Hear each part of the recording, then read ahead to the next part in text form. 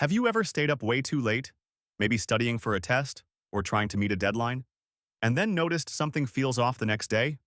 Not just tired, not just yawning, but like your brain is slightly behind your body, like everything is taking an extra second to load. For example, you read something and it doesn't stick the first time. You go to say something, and halfway through, the sentence just disappears. Now imagine stretching that feeling further. Not hours, but days. Because the real question isn't just what happens when we don't sleep. It's how long can we actually go without it before things start to break? And the answer is a lot more extreme than most people expect. Let's start at the beginning. After about 24 hours without sleep, your brain is already struggling more than you think. You can still function. You can talk, walk, work, hold conversations. From the outside, you probably look normal. But internally, things are already starting to slip. Your attention drifts more easily. You reread the same line multiple times. You lose your train of thought mid-sentence, then try to play it off like nothing happened. Your reaction time slows down too, in ways that don't feel obvious but definitely matter. Driving, for example, becomes a lot more dangerous, even if you feel awake. And here's the weird part. You often still feel fine. Maybe even a little wired. That's the trap. Because your brain is very good at masking the damage early on. It keeps you functional just enough that you don't realize how much you've already lost. Push it to around 36 hours and things get more obvious. Your emotions stop being stable. Small problems feel bigger than they are. Minor inconveniences feel frustrating in a way they normally wouldn't. Or the opposite. You feel strangely flat, like things just don't hit the same. You might catch yourself zoning out during conversations, not because you don't care, but because your brain just can't hold focus the way it normally does. It's like your brain is still running, but it's starting to fall out of sync. And then comes something even stranger. Microsleeps. These are tiny automatic shutdowns of your brain that last just a few seconds. You don't control them, and most of the time you don't even notice them happening. You could be looking straight ahead, eyes open, and your brain just briefly switches off. A few seconds pass and you come back, without even realizing you were gone. That alone should tell you how hard your body is trying to stop you. Now push past 48 hours. This is where things start to feel genuinely unnatural. Your focus becomes unstable. Simple tasks feel mentally heavy, like they take more effort than they should. Time starts to feel strange, like it's stretching in some moments and disappearing in others. Minutes feel longer. Hours feel shorter. Nothing feels consistent. And your brain starts doing something it's not supposed to do while you're awake. It starts dreaming, while you're still conscious. Not full dreams at first, just fragments. A shadow that looks like something else. A sound you're not sure you actually heard. A quick movement in your peripheral vision that disappears when you look directly at it.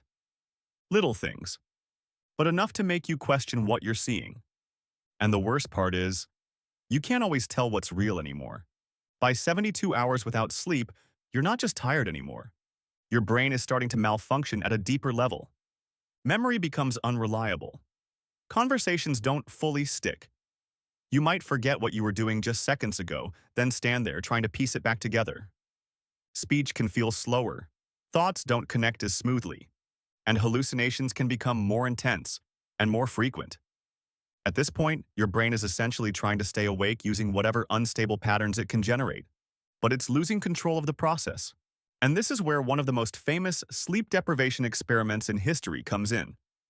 Back in 1964, a high school student named Randy Gardner took part in a science fair project that pushed this idea to the extreme. Along with two classmates and a supervising researcher, he attempted to stay awake for as long as possible. No stimulants, no tricks, no shortcuts. Just staying awake. At first, it seemed manageable. One day passed, then two, then three. They kept him occupied with games, conversations, simple activities, anything to stop him from drifting off.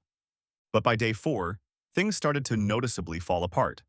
Randy became forgetful and struggled with basic concentration. His speech slowed down. Even simple mental tasks like basic math became surprisingly difficult. At one point, he reportedly couldn't subtract by sevens, something that normally wouldn't be a challenge. His mood also started shifting unpredictably. Calm one moment, irritated the next, and the deeper he went into the experiment, the more his brain started slipping. By around day 5, things escalated further. He began experiencing hallucinations. At one point, he reportedly misidentified objects and had trouble distinguishing what was real and what wasn't.